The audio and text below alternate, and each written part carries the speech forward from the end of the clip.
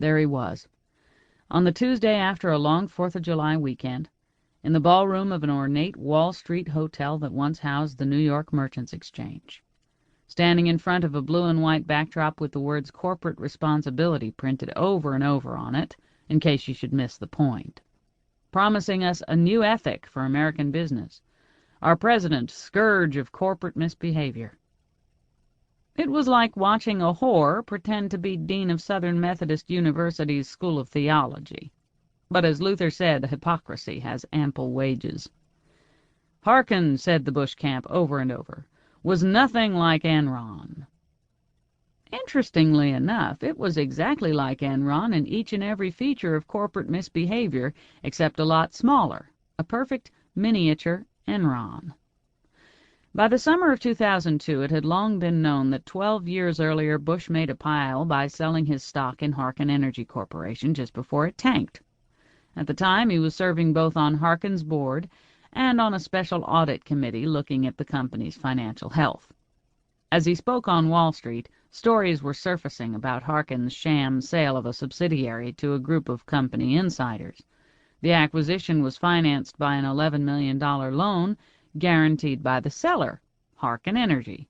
In other words, a fake asset swap to punch up Harken's annual profit and loss statement. The sale of Aloha Petroleum from Harken to Harken was again Enron writ small, and so outrageous that the SEC stepped in, declaring the accounting unacceptable, and forced the company to restate its earnings. Bush unquestionably knew about the deal.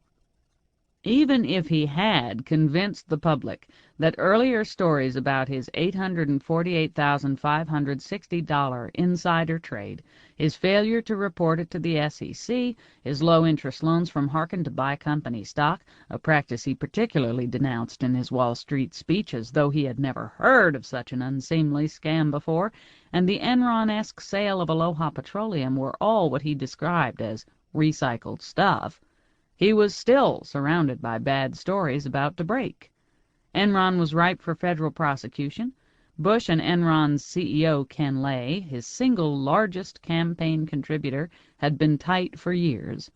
Halliburton was being investigated by the feds for fraudulent accounting practices put in place when Dick Cheney was CEO.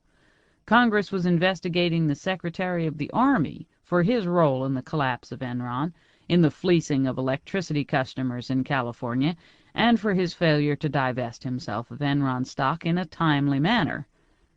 SEC Chief Harvey Pitt had so many previous business connections with the firms he was now regulating, he had already had to recuse himself in 29 cases being pursued by the SEC.